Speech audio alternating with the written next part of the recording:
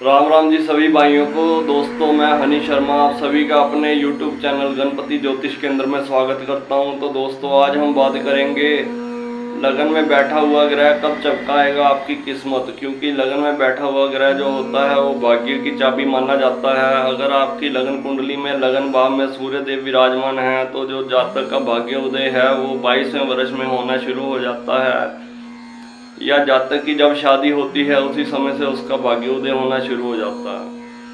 अगर आपकी कुंडली में लगन भाव में चंद्रदेव विराजमान है तो जो जातक का भाग्योदय है वो 24वें वर्ष में होना शुरू हो जाता है, या फिर जब जातक भगवान शिव की आराधना करने लगता है वह उनको ही अपना इष्ट मान के सब काम करने लगता है, तभी उसका भाग्योदय होना शुरू हो जाता है।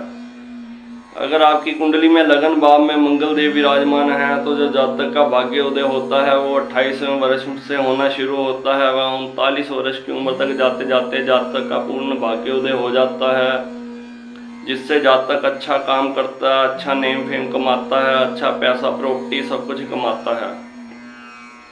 अगर आपकी लगन कुंडली में बुध देव लगन में विराजमान है तो जो जातक का भाग्योदय होता है 34 वर्ष के बाद होता है, या फिर अगर 34 वर्ष के पहले जो है अगर घर में कन्या जन्म ले लेती है, शादी के बाद पुत्री संतान की प्राप्ति होती है तो उसी समय जातक का भाग्योदय होना शुरू हो जाता है। अगर आपकी लगन कुंडली में बृहस्पति देव जो है लगन में विराजमान है तो जातक का जो भाग्योदय होता है जब वो ग्रेजुएशन कर लेता है, उसकी डिग्री कंप्लीट हो जाती है, या फिर 16 वर्ष की उम्र के बाद उसका भाग्योदय होना शुरू हो जाता है।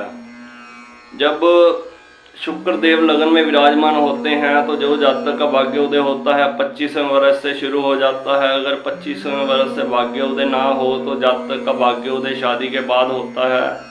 शादी से पहले जातक ने चाहे नौकरी की हो, कुछ भी किया हो, लेकिन शादी के बाद वो अपना बिजनेस करके अच्छे पैसे कमा लेता है, जिससे उसका भाग्योदय हो जाता है।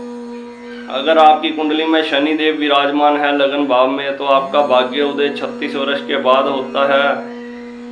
अगर आपकी कुंडली में चौथे, 7वें और 10वें घर में कोई ग्रह विराजमान नहीं है तो आपका जो है भाग्योदय 19 वर्ष के बाद भी होना शुरू हो जाता है।